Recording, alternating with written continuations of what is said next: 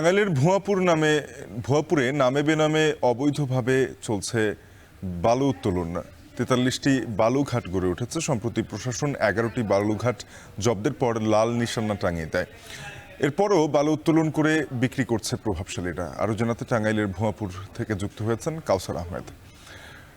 কাউসার, জানাবেন যে বালুঘাট জব্দ করার পরও বালু উত্তোলন হচ্ছে, এ বিষয়ে প্রশাসন কতটা সজাগ?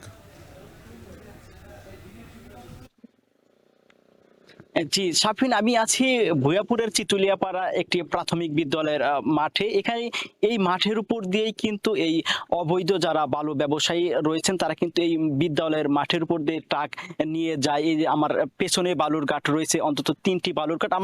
আমার সামনে যমুনা সেতুর দিকে 4 কিলোমিটার এবং আমার পেছনে গোবিন্দাসের দিকে গোবিন্দাসী পর্যন্ত 3 কিলোমিটার এলাকায়, টোটাল 7 কিলোমিটার এলাকায় অন্তত 43টি বালুর ঘাট রয়েছে। ইতিমধ্যে প্রশাসনের পক্ষ থেকে 11টি বালুর ঘাটে লাল নিশানা টাঙিয়ে দেওয়ার পরও সেগুলো কিন্তু রাতের আধারে তুলে ফেলে প্রভাবশালী মহল যারা রয়েছেন তারা কিন্তু সেখান থেকে দেদারসে বালু বিক্রি করছেন। অভিযোগ রয়েছে 5 আগস্টের পরে এই 43টি বালুর ঘাটের মধ্যে 40টি বালুর ঘাট বিএনপির নেতাকর্মীরা দখলে নিয়েছেন। যে বাকি 3টি যে বালুর ঘাট রয়েছে সেগুলো আওয়ামী লীগের দখলে থাকায় প্রশাসনের পক্ষ থেকে সেগুলোকে ভ্রাম্যমাণ আদালতের মাধ্যমে অভিযান করে পরবর্তীতে সেখানে প্রায় 26 লাখ ঘনফুট বালু দেখিয়ে কিন্তু তারা নিলামে বিক্রি করেছেন প্রায় 49 লাখ টাকা। স্থানীয়রা দাবি করেছেন যে সেই যে বালু ছিল বা যে বালু আছে এই বালুর দাম বাজার মূল্য অন্তত 8 থেকে 9 কোটি টাকা। আর তারা বলছেন যে এই প্রশাসন এবং বিএনপি নেতাদের ম্যানেজ করে কিন্তু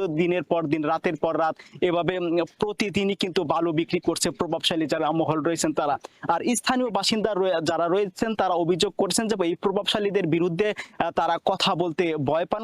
কথা বললেই কিন্তু তাদের অনেকে প্রাণনাশের হুমকি দিচ্ছে। আর এতে করে এই যে এই পাকা রাস্তা থেকে শুরু করে যে কাঁচা সড়কগুলো রয়েছে এই ট্রাক চলাচল করে সেগুলো দিয়েও যাতায়াতের সমস্যা হচ্ছে। আর স্থানীয় বাসিন্দারা যারা রয়েছেন তারা বলছেন দিন রাত 24 ঘন্টা তাদের বসত বাড়িতে ধুলাবালু যাচ্ছে। এতে করে বৃদ্ধ এবং শিশু যারা রয়েছে তাদের চরম ভোগান্তি পোহাতে হচ্ছে। আর আমি যে বিদ্যালয়ের মাঠে দাঁড়িয়ে আছি এই বিদ্যালয়ের মতো আশেপাশের অন্তত 7টি শিক্ষা প্রতিষ্ঠানের পাশেই কিন্তু বালুর ঘাট গড়ে উঠেছে।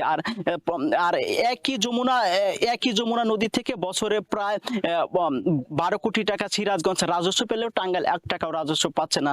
তো এই ছিল টাঙ্গাইলের বালুর ঘাট নিয়ে সবশেষ তথ্য। টাঙ্গাইলের ভুয়াপুর থেকে অবৈধ বালুর ঘাট নিয়ে জানাচ্ছিলেন সহকর্মী কাউসার আহমেদ।